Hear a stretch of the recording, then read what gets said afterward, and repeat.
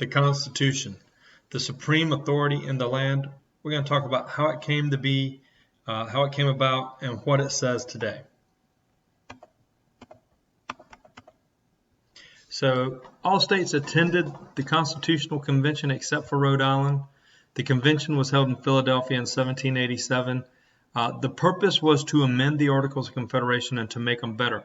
All of this come out of the Annapolis Conference, as far as like we need to identify fixes. We need to see what we can do to fix the articles. So the description of the delegates, basically, they're all white, they're all male, and half of them are younger than 40 years old. They are all experienced in state government. We don't have any OJTers, on-the-job training guys. We don't have anybody who doesn't have an experience. All of the people here, all 55 delegates, had served in the Articles of Confederation government. Some key decisions. So, first major decision, each state gets one vote. And then the second major decision, we're going to keep it secret. And why are they going to keep it secret? They're not supposed to be doing it. So how do we know?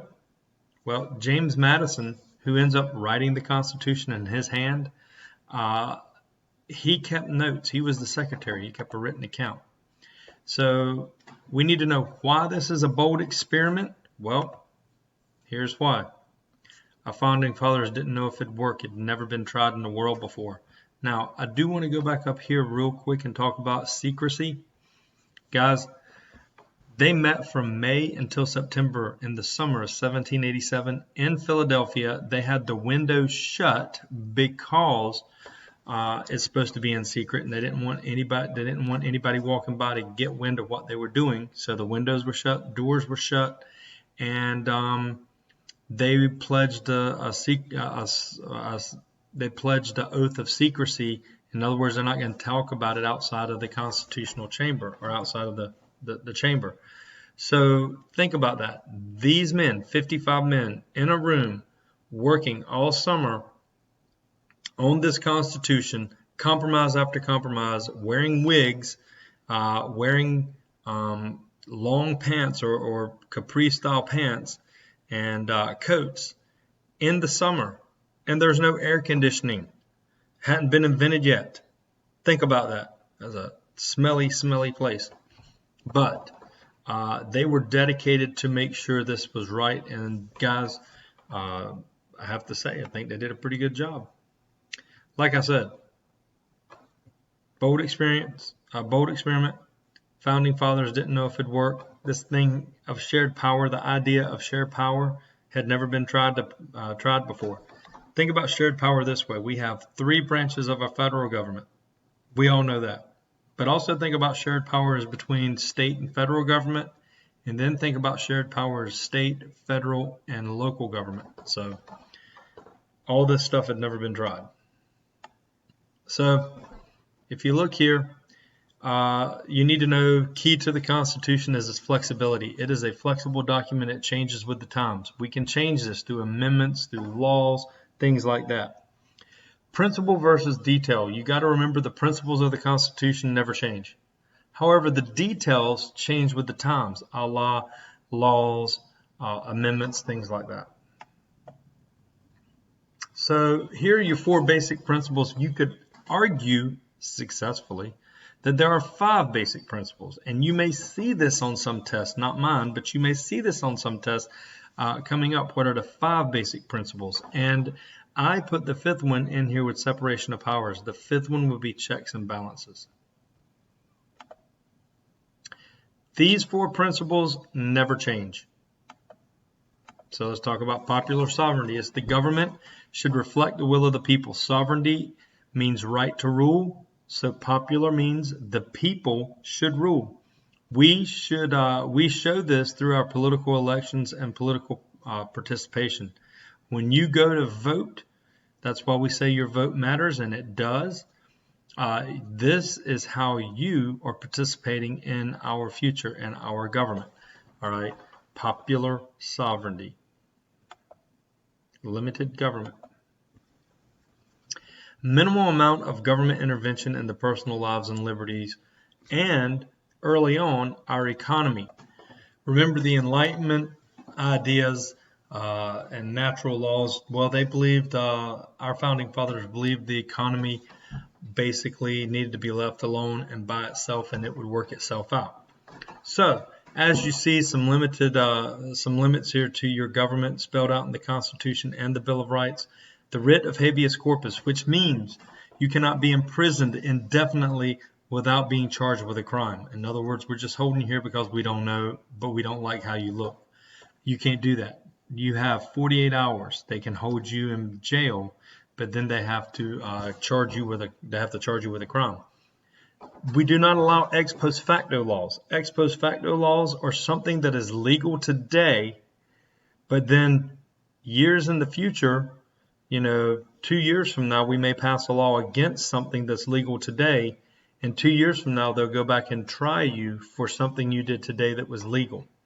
They'll go in the future and try you for something you did back here in 2020 that was legal in 2020, but in 2022 is not legal, and in 2023 they try you for it.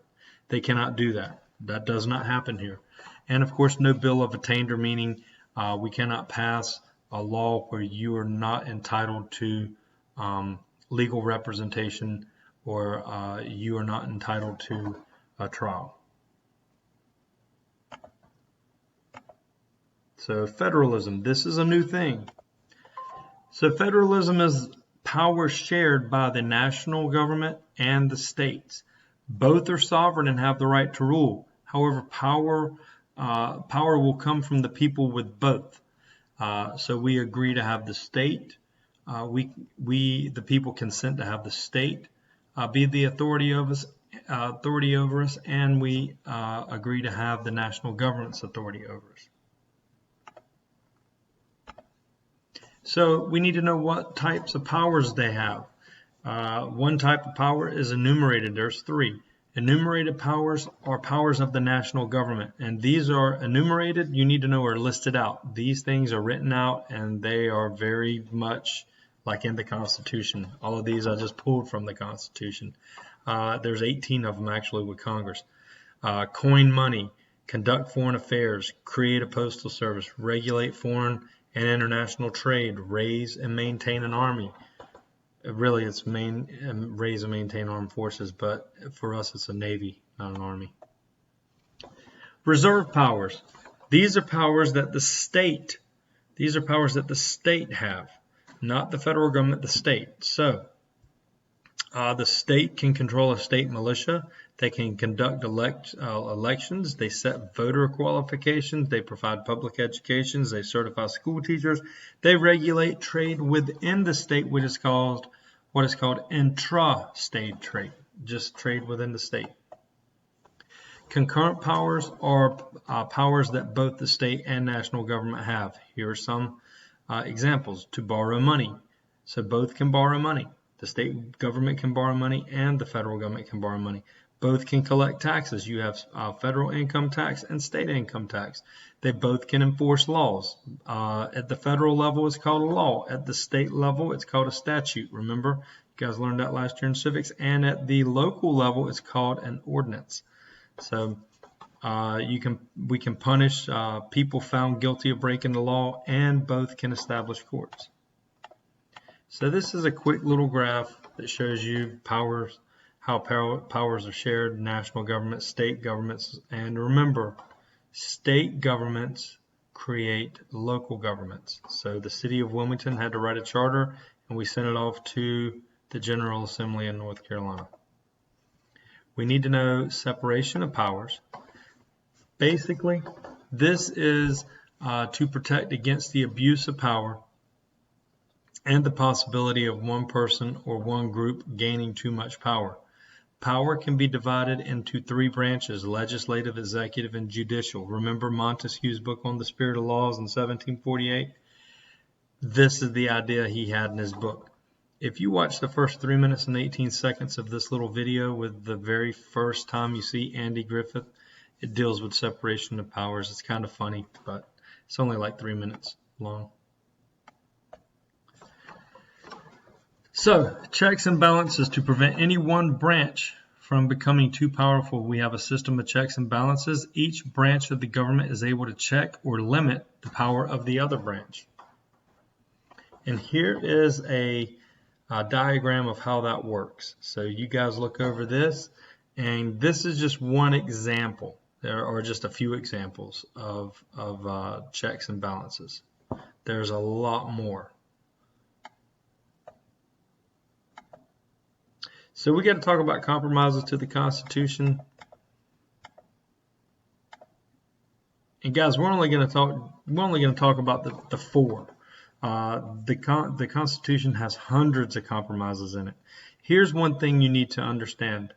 To be an American is to be someone who compromises and listens to all sides.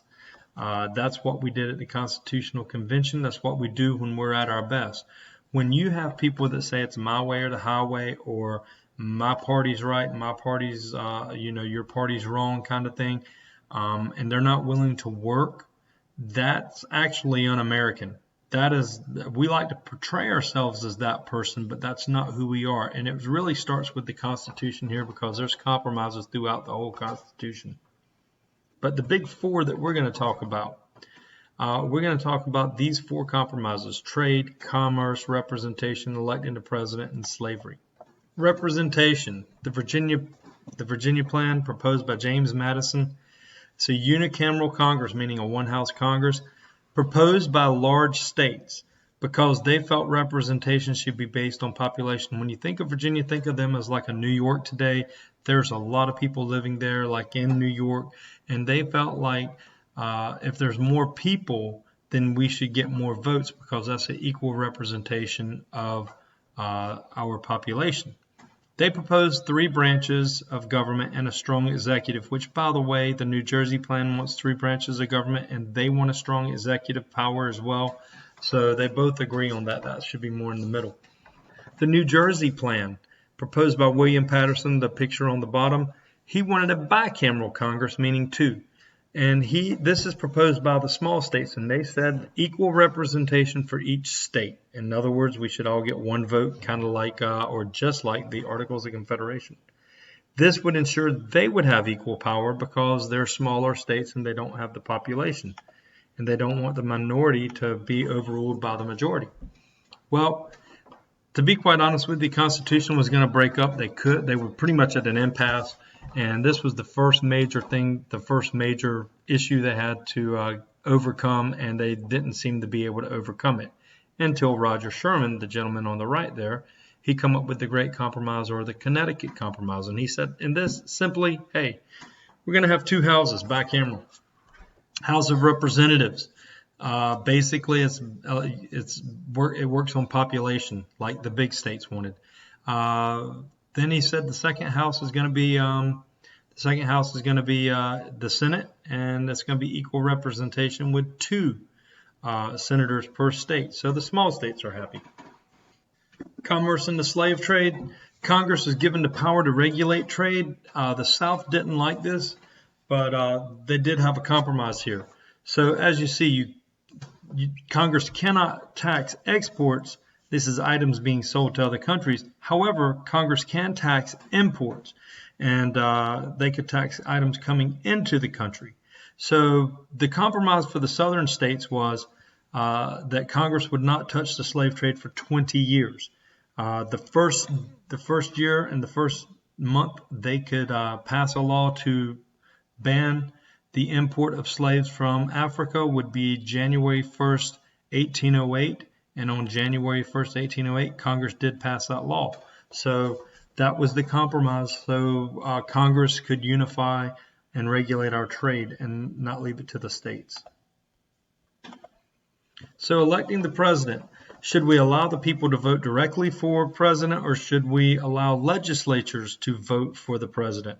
The Electoral College comes about by Alexander Hamilton. He actually feared the average person voting directly for president because he said they were not smart enough. When I was younger, I took offense to that, but as I've gotten older, you see it. So people select electors from each state. The electors select the president, and as you see here, Here is the equation, or here's the mathematical way you get